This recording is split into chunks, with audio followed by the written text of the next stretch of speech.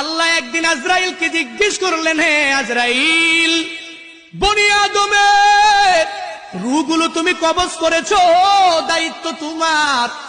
হে আজরাইল, তুমি আমারে জানাও না ওই বনি আদমের মধ্যে কোন কোন রূহ কবজ করতে তোমার অনেক কষ্ট হয়েছিল।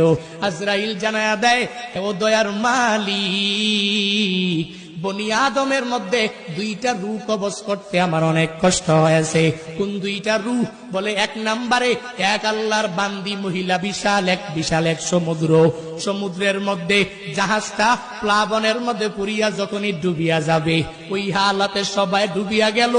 এক প্রেগনেন্ট মহিলা, গর্ভবতী মহিলা কাঠের মধ্যে বসা, একটু পরেই এই মহিলা একটা বাচ্চা প্রসব করবে।